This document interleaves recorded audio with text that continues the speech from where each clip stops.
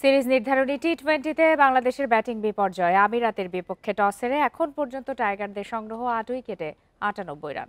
এ বিষয়ে কথা বলতে এই মুহূর্তে বার্তা কক্ষ থেকে আমাদের সঙ্গে যোগ দিয়েছেন সহকর্মী মোহাম্মদ নাজিম। নাজিম, সিরিজ নির্ধারণী ম্যাচে আরব আমিরাতের মতো নতুন দলের সাথে বাংলাদেশের এই ধরনের লজ্জাজনক ব্যাটিং, এটিকে আসলে কিভাবে ব্যাখ্যা করা যায়? ব্যাখ্যার কথা যদি আমরা বলি, সেটা হচ্ছে যে এই সিরিজটা কিন্তু প্রস্তুতির, সেই প্রস্তুতির সিরিজে কিন্তু বাংলাদেশের এই অপ্রস্তুত যে টি-20তে যে কতটা অপ্রস্তুত সেটা কিন্তু আবারও ফুটে উঠেছে।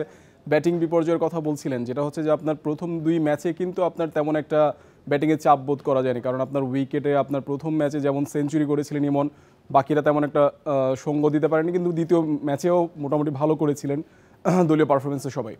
তো তৃতীয় টি-20তে যখন আপনার এই সিরিজ নির্ধারণী বলা হচ্ছে, যে সেখানে কিন্তু আপনার ব্যাটিংটা এতটাই হতাশ করেছে, আপনার 6 উইকেট কিন্তু পড়ে গেছে মাত্র 38 রানের ব্যবধানে। তো সেই জায়গায় যে আপনার টপ থেকে মিডল অর্ডারে যে এই একটা গ্যাপ আছে, সেই গ্যাপটাতে কিন্তু মানে মোটামুটি কেউই আপনার নির্ভরতা কিংবা আপনার কেউ মানে ব্যাটিংটা লম্বা করতে পারেনি, কারণ এই জায়গাটাতে আসলে বাংলাদেশ যতটা ধুঁকছে এবং পরবর্তীতে এখন বলা হচ্ছে যেটা হচ্ছে আপনার 100 রান করাটাই কিন্তু বাংলাদেশ দলের জন্য বড় প্রাপ্তি।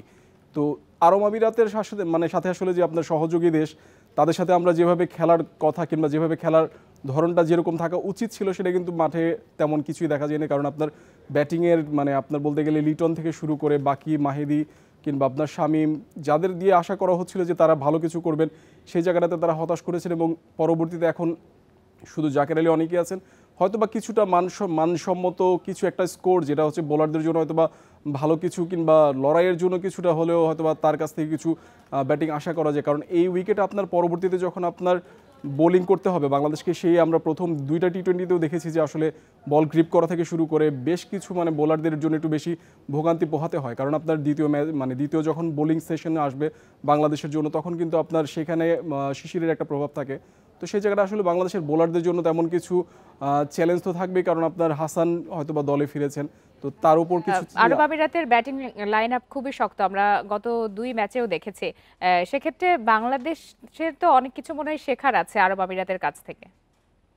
না, এটা যদি মজার ছলেও যদি বলা হয়, সেটা কিন্তু আসলেই সত্যি, কারণ আপনার মোহাম্মদ ওয়াসিম, তাদের যে অধিনায়ক, তিনি যেভাবে ব্যাটিং করেছেন আপনার দ্বিতীয় টি-20তে, ভয়ডরহীন ক্রিকেট, যা আসলে টি-20র ব্র্যান্ডিংটা কি, যে আপনার ইন্টেন্টটা কীরকম থাকবে কিংবা আপনি যখন ব্যাটিংয়ে নামবেন তখন আপনার অ্যাপ্রোচ কীরকম থাকবে, সেটা কিন্তু আপনার মাঠে প্রতিফলন দেখানো উচিত। কারণ আপনার লিটনের কথা যদি বলি, কম্প্যারিজনে যদি আপনার মোহাম্মদ ওয়াসিম, আকাশ পাতাল তফাৎ, কারণ আপনার লিটনের ব্যাটিংটা দেখলেই মনে হবে কি যে আপনার মানে খুবই শেকি নড়বড়ে এবং শুরু থেকে খুবই অস্বস্তি কিংবা সাবলীল ছিলেন না। তো সেই জায়গাটা আসলে বাংলাদেশের আসলে তাদের কাছ থেকে শেখা উচিত অনেক কিছুই।